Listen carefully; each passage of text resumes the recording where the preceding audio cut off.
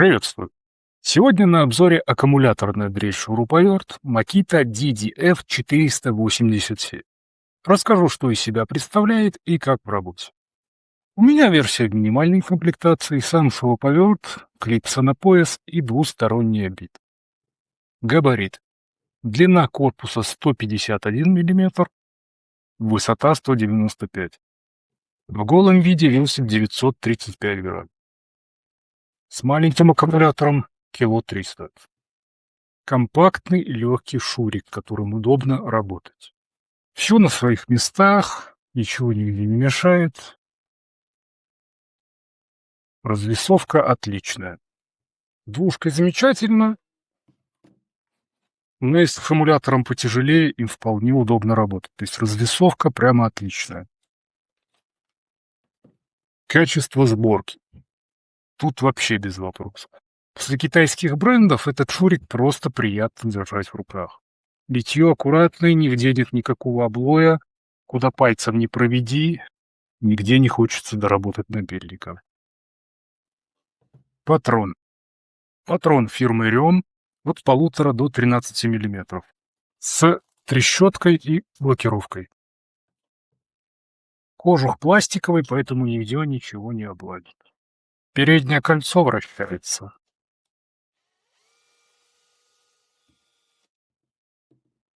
Мне этот патрон так понравился, что я поставил такой же на шурик Милуки. Обзор есть на канале. Ссылка в описании. По биению. С завода его не было вообще. Через полгода появилось еле заметное. Все как у любого шуруповерта. В работе это никак не мешает, сверлит ровно. Муфта и скорости. Муфта здесь имеет 21 положение, 20 на заворачивание и одно чуть подальше на сверление. Максимальный крутящий момент 40 ньютон-метров. Скоростей здесь 2, 500 и 1700 оборотов в минуту. Переключатель сверху, очень плавный, мягкий, четко заходит и нигде не останавливается. Нигде не подзаедает. Очень удобная штука. Подсветка. Она тут всратая, находится прямо под патроном, поэтому нормально освещает рабочую зону только с длинной оснасткой. Хоть что-то подсвечивает с 305-м битодержателем. Потолок крутить. Я еще вдобавок, когда работаю, умудряюсь ее пальцем перекрывать. Короче, хрень. Как он в работе? Сразу скажу, никаких 300-х глухарей я им не крутил. Говорить буду про поле распространенные задачи, саморезы, шурупы, сверление металла, дерева, пластик. Собирать им мебель, что из ДСП, что из массива, одно удовольствие. Муфта деликатная, кнопка отзывчивая. Можно держать минимальный оборот. Пока собирал стеллажи из тонких реек, ни один саморез не провернул. Для сборки прям отлично. Совсем мелкие часовые саморезы муфта не чувствует, а на шуруп 2,5 на 10 срабатывает. Что могу сказать про 20 положений трещотки? Пробовал раз 5 накрутить лесенку из положений муфты для видео. Мы тут с ней друг друга не поняли. Время от времени одно из положений проскакивает в случайном порядке, срабатывает чуть раньше или чуть позже. Не критично, жить не мешает, но идеальной эту муфту я не назову. Сверление. Сверлит нормально. Но это компактный шуруповерт, большие диаметры не его стихия. Для дерева, пластика, металла в разумных пределах без проблем. Плюсы, минусы, нюансы. Первый плюс — это, конечно же, размеры и эргономика. Это маленький и легкий шуруповерт. Он очень удобный, как по мне. То, что надо. Цена. За такое качество я считаю отлично. Без танцев с бубном в любом интернет-магазине сейчас его можно купить в районе 130 баксов.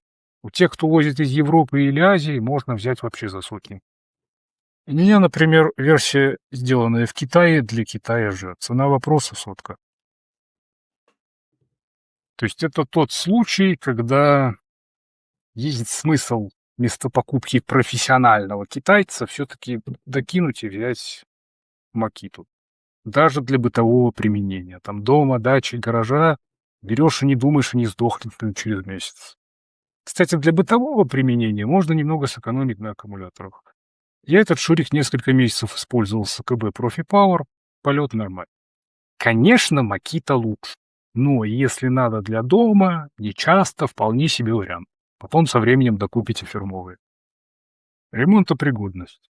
Тут все хорошо. Что-то можно найти у нас, что-то заказать. Естественно, самая дорогая запчасть — это контроллер всплат. Но это не замена половины инструмента, ничего критичного. Починить можно, в отличие от многих профкитайцев. Минус. Подсветка. Что можно про нее сказать? Говно. Почему нельзя было вот этот диод закрепить снизу, чтобы он светил куда надо? Для меня остается загадка. Ну, нюанс незначительный. Если вы работаете в толстых перчатках или у вас большая ладонь, то он вам будет тупо маленький. Ну, это мелочь. Итого. 487 — это простой, качественный и удобный шуруповерт. Большинство задач, которые ставятся перед дрелью шуруповертом, он спокойно перекрывает. Могу рекомендовать. На этом я заканчиваю. Спасибо всем, кто комментирует, подписывается, ставит лайки. Все. Всем удачи.